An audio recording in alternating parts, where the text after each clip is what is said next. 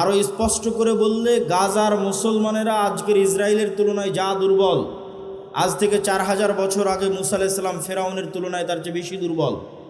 নবী হিসেবে মুসা আলাইহিস সালামকে দেখতে যত বড় মনে হচ্ছে, ওনার উঠে আসাটা তত করুণ এবং তত অসহায়। মানে যত অসহায় এবং করুণ অবস্থা থেকে উঠে এসেছে, পৃথিবীতে আর কোনো নবী এতটা অসহায় এতটা করুণ অবস্থা থেকে উঠে আসেনি। তো মুসা আলাইহিস সালাম যে বিজয়ী হচ্ছেন, ফেরাউন যে পরাজিত হচ্ছে, এটার একটাই রাস্তা, সেটা যে ঈমান বিল গায়বে ইয়াকিন। মুসা আলাইহিস সালামের হাতের লাঠি যখন সাপে পরিণত করে দিলেন আল্লাহ, এটার মাধ্যমে মুসা আলাইহিস সালামের যখন ইয়াকিন তৈরি হলো আল্লাহর শক্তি, আল্লাহর ক্ষমতার উপর, তখন ওনার অন্তরে এই বিশ্বাস ঢুকে গেল যে লা হাওলা ওয়ালা কুওয়াতা ইল্লা বিল্লাহ। লা হাওলা ওয়ালা কুওয়াতা ইল্লা বিল্লাহ এই বাক্যের অর্থ এটা নয় যে ফেরাউনের শক্তি আল্লাহর শক্তির তুলনায় দুর্বল, জি না। এই বাক্যের অর্থ এটা নয় যে ফেরাউনের শক্তি আল্লাহর শক্তির তুলনায় কম, জি না।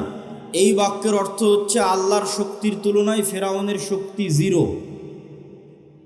যেই দিন মুসা আলাইহিস সালামের অন্তরে এই বিশ্বাস তৈরি হয়ে যাবে, সেই দিন মুসা আলাইহিস সালাম ফেরাউনকে দাওয়াত দিতে পারবে, ফেরাউনের মুখোমুখি হতে পারবে, বিক্রি হবে না, আল্লাহর উপর ভরসা রাখতে পারবে। তো আপনার অন্তরে যেই দিন এরকম বিশ্বাস তৈরি হয়ে যাবে যে আমেরিকা এবং ভারতের শক্তি আল্লাহর শক্তির তুলনায় কম না, আল্লাহর শক্তির তুলনায় দুর্বল, জি না, আল্লাহ সুবহানাহু ওয়া তাআলার শক্তির তুলনায় জিরো, শূন্য, এই বিশ্বাস যেই দিন অর্জন করে নিতে পারবেন, সেই দিন বিজয়ের রাস্তা শুরু। এই বিশ্বাসের নামই হচ্ছে ঈমান বিল গায়বে ইয়াকিন। না দেখা অদৃশ্য জগৎকে যেন চোখে দেখতে পাচ্ছি। লিনুরিয়াহু মিন আয়াতিনা, মুহাম্মদ সাল্লাল্লাহু আলাইহি ওয়াসাল্লামকে মেরাজের সফর করানো হয়েছে আল্লাহর নিদর্শন দেখানোর জন্য। যে জান্নাতের কথা শুনতা ওই জান্নাত চোখে দেখো, যে জাহান্নামের কথা শুনতা ওই জাহান্নাম চোখে দেখো। তাহলে আমরা ঈমানের যে 6টা অধ্যায় পড়ি, এই 6টার ওপর যেই দিন আমাদের বিশ্বাস ইয়াকিনের পর্যায়ে চলে যাবে, যেন আমরা দেখতে পাচ্ছি, ওই দিন আমাদের মুক্তির রাস্তা শুরু। তার মধ্যে যেই উদাহরণ দিয়ে আলোচনা শুরু করেছি, ফেরেশতাদের অস্তিত্ব, যে আপনার এখানে উপস্থিতির চেয়ে বেশি সত্য যে এখানে ফেরেশতারা আছে, আমার উপস্থিতির চেয়ে বেশি সত্য যে এখানে ফেরেশতারা আছে। এই পর্যায়ের যেই দিন ইয়াকিন অর্জন হবে, যেন আপনি ফেরেশতাদের দেখতে পাচ্ছেন, যেন আপনি জান্নাত জাহান্নাম দেখতে পাচ্ছেন, যেন আপনি বিশ্বাস করে নিয়েছেন যে আপনি মারা গেছেন, সেই দিন আর মুসলমানেরা বস্তুবাদী থাকবে না। মুসলমানদের পিছিয়ে থাকার সবচেয়ে বড় কারণ হচ্ছে মুসলমানেরা বস্তুবাদী, দুনিয়াকে সামনে রেখে সিদ্ধান্ত নেয়, পরকালকে সামনে রেখে সিদ্ধান্ত নেয় না। পরকালকে সামনে রেখে সিদ্ধান্ত না নেওয়ার কারণেই ন্যায়পরায়ণতা, আমানতদারিতায় ঘাটতি তৈরি হয়, যেটা আমাদের বক্তব্যের 4 নম্বর পয়েন্টে আছে। পয়েন্ট নাম্বার 2, আল্লাহর সাহায্য ছাড়া ইসলাম এবং মুসলমানদের বিজয় হয় না। রাসূলুল্লাহ সাল্লাল্লাহু আলাইহি ওয়াসাল্লাম সর্বশেষ এবং সর্বশ্রেষ্ঠ নবী হওয়ার পরেও, সর্বশ্রেষ্ঠ রাসূল হওয়ার পরেও তিনি একটা যুদ্ধেও ততক্ষণ বিজয় লাভ করতে পারেননি যতক্ষণ কার সাহায্য না পেয়েছেন? আল্লাহর সাহায্য। দলিল, বদরের যুদ্ধের দিন রাসূলুল্লাহ সাল্লাল্লাহু আলাইহি ওয়াসাল্লাম বদরের যুদ্ধের আগের রাতে লম্বা সালাত আদায় করছেন। বদরের যুদ্ধের দিন তাঁবুতে খিমায় হাত উঠিয়ে দোয়া করতে করতে করতে করতে এত উঁচুতে হাত উঠিয়েছেন যে তার গায়ের চাদর খুলে পড়ে গেছে, যে চাদর গায়ে ছিল সেটা খুলে নিচে পড়ে গেছে। তার লম্বা সালাত এবং লম্বা দোয়া দেখে আবু বকর রাদিয়াল্লাহু তাআলা আনহু ক্লান্ত হয়ে গেছেন, যে কাফাকা মুনাশাদাতাকা রব্বাক, আপনি নবী হয়ে আপনি যত সালাত আদায় করছেন, আল্লাহর কাছে যত দোয়া করছেন, তো অনেক। নবীরও এত সালাত এত দোয়ার প্রয়োজন হয়? সম্মানিত উপস্থিতি, তাহলে মুহাম্মদ সাল্লাল্লাহু আলাইহি ওয়াসাল্লাম আমার এবং আপনার চেয়ে ভালো জানেন, আমার এবং আপনার চেয়ে ভালো বুঝেন যে তিনি বদরের যুদ্ধে কার সাহায্য ছাড়া জিততে পারবেন না? আল্লাহর সাহায্য ছাড়া। আবার ঠিক তিনি এটা আমার এবং আপনার চেয়ে ভালো বুঝেন যে আল্লাহর সাহায্য আসমান থেকে এমনি এমনি নামে না। আল্লাহর সাহায্য আসমান থেকে নামাতে হলে আমি মুহাম্মদ যতই সর্বশ্রেষ্ঠ নবী আর রাসূল হই, আমাকে রাতের সালাত আদায় করতে হবে। তাহলে মুহাম্মদ সাল্লাল্লাহু আলাইহি ওয়াসাল্লাম সর্বশ্রেষ্ঠ রাসূল হওয়ার পরেও আল্লাহর সাহায্য নিবেন, এই জন্য উনি রাতে সালাত আদায়ের মুখাপেক্ষী। আর আমরা মুসলমানেরা, জাদুরানির মুসলমানেরা, ঠাকুরগাঁওয়ের মুসলমানেরা ইসলাম কায়েম করে ফেলে দিব 5 ওয়াক্ত সালাত আদায় না করেই, তাকবীর দিয়ে, মিছিল মিটিং দিয়ে আর সম্মেলন দিয়ে। জি না, নবীরা যেই রাস্তায় গেছে ওটাই রাস্তা, নবীদের রাস্তায় রাস্তা, ওটা গায়েবে নির্ধারিত রোড ম্যাপ। সালাত পৃথিবীর সর্বশ্রেষ্ঠ টেকনোলজি, যা আসমান থেকে আল্লাহর সাহায্য পৃথিবীতে নেমে আনতে পারে, টেনে নিচে নামিয়ে আনতে পারে। টেকনোলজি বললাম বুঝার সুবিধার্থে, এবং টেকনোলজি বলে একটা উদাহরণও দিই যাতে আপনার বুঝতে সুবিধা হয়। এই যে মোবাইল, এই মোবাইল লক হয়ে আছে, এটা আনলক হবে, এখানে একটা পাসওয়ার্ড দেওয়া আছে, ওই পাসওয়ার্ড বসালে, অথবা ফিঙ্গারপ্রিন্ট দেওয়া আছে, ফিঙ্গারপ্রিন্টের সাথে মিললে, অথবা ফেস ভেরিফিকেশন যদি করানো থাকে, ডানে বামে আমার চেহারা যদি চিনে থাকে, তাহলে ফেস ভেরিফিকেশন দিয়ে মোবাইল খুলবে। এখন মনে করেন আমরা একটা বিশাল বন্ধ দরজার সামনে দাঁড়িয়ে আছি, দরজা বন্ধ, দরজাটা এত অত্যাধুনিক প্রযুক্তির লক সিস্টেমে লক করা আছে, এত কঠিন এবং শক্ত পাসওয়ার্ড দেওয়া আছে যে 3টে জিনিস না হলে দরজাটা খুলবে না।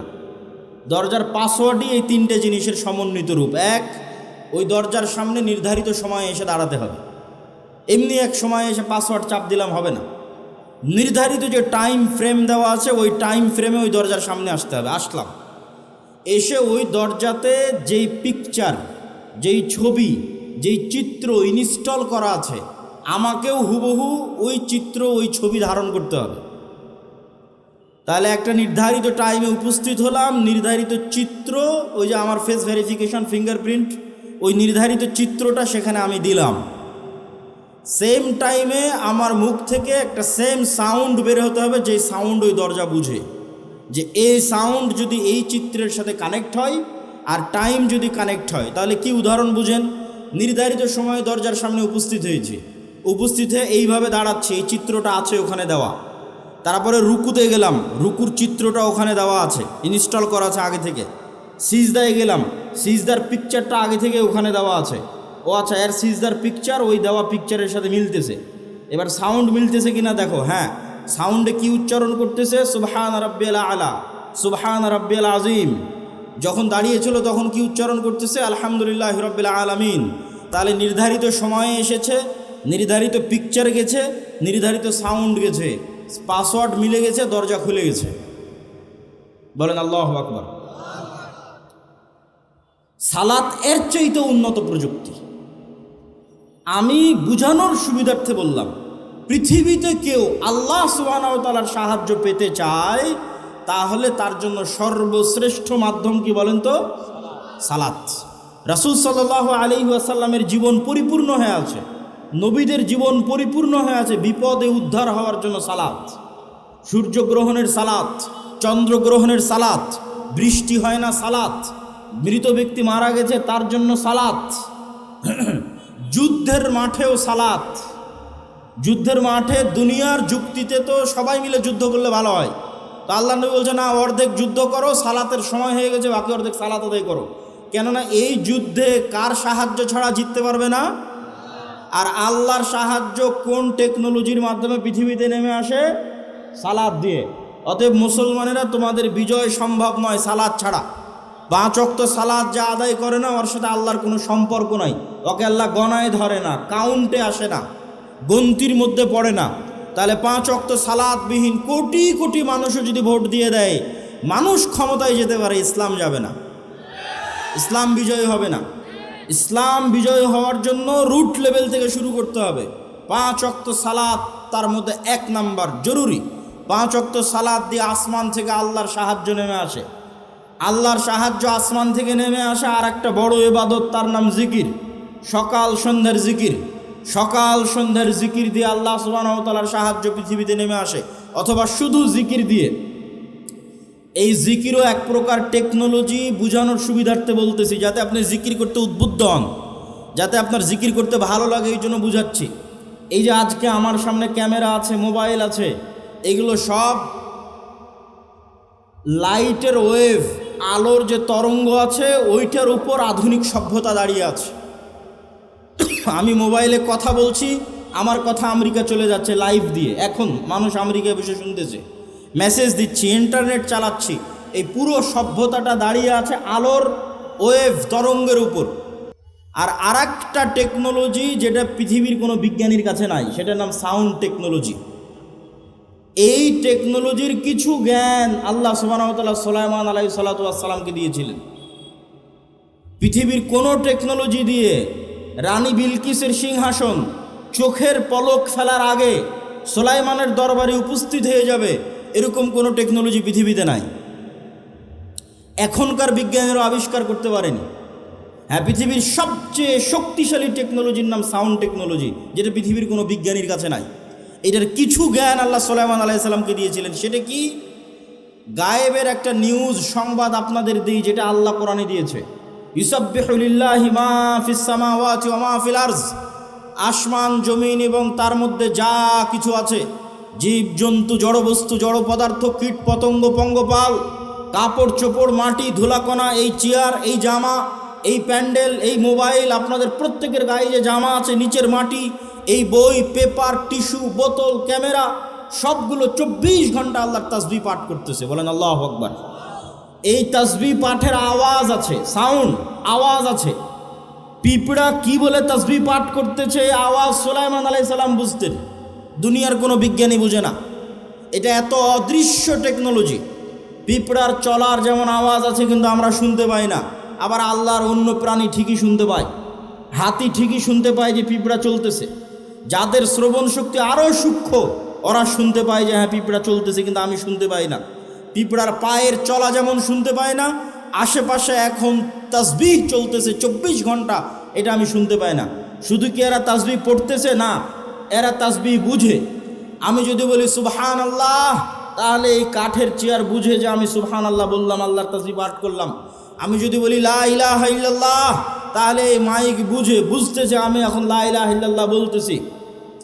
এই জন্য রাসূল সাল্লাল্লাহু আলাইহি ওয়াসাল্লাম বলেন, মুয়াজ্জিন যখন আজান দেয়, মুয়াজ্জিনের আওয়াজ যত দূর পর্যন্ত যায়, অত দূর পর্যন্ত পৃথিবীর প্রত্যেক জীব জন্তু, জড়পদার্থ, কীট পতঙ্গ, পঙ্গপাল যা আছে, এর প্রত্যেকটাই ওই আওয়াজ শুনে, বুঝে এবং ওই আওয়াজের পক্ষে কিয়ামতের মাঠে আল্লাহর দরবারে সাক্ষী দিবে। আল্লাহু আকবার। তাহলে সাউন্ড, এই সাউন্ড এরা 24 ঘন্টা এখান থেকে সাউন্ড নির্গত করতেছে।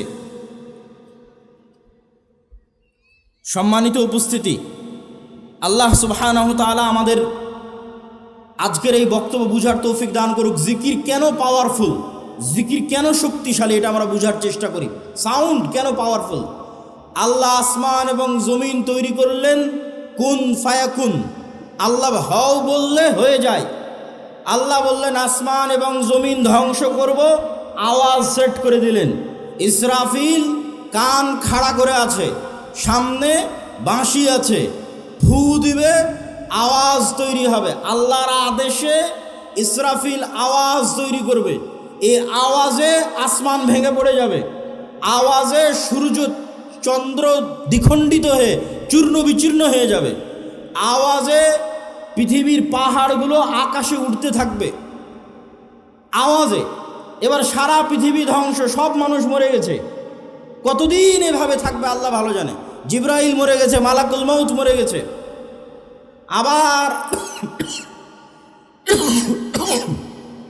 আবার আর একটা আওয়াজ হবে, সেই আওয়াজে পৃথিবীর সব মানুষ জীবিত হয়ে উঠবে। আওয়াজ কত পাওয়ারফুল হতে পারে, যে আওয়াজে সব ধ্বংস হয়ে গেল, আবার আওয়াজে সব জীবিত হয়ে উঠতেছে। আওয়াজ এত পাওয়ারফুল। আওয়াজ পাওয়ারফুল দেখেই মুসা আলাইহিস সালাতু ওয়াস সালামের লাঠির চেয়েও, ঈসা আলাইহিস সালাতু ওয়াস সালামের মৃতকে জীবিত করার চেয়েও আল্লাহ উম্মতে মুহাম্মাদিকে, মুহাম্মদ সাল্লাল্লাহু আলাইহি ওয়াসাল্লামকে যে মুজিজা দিয়েছে ওটা বেশি পাওয়ারফুল। কেননা মুহাম্মদ সাল্লাল্লাহু আলাইহি সাল্লামকে যে মুজিজা দেওয়া হয়েছে কোরআন, এই কোরআন সরাসরি আল্লাহর আওয়াজ, সাউন্ড, আল্লাহর শব্দ, আল্লাহর বাক্য, বলেন আল্লাহু আকবার। এই জন্য কোরআন সর্বশ্রেষ্ঠ জিকির, জিকির সবচেয়ে পাওয়ারফুল।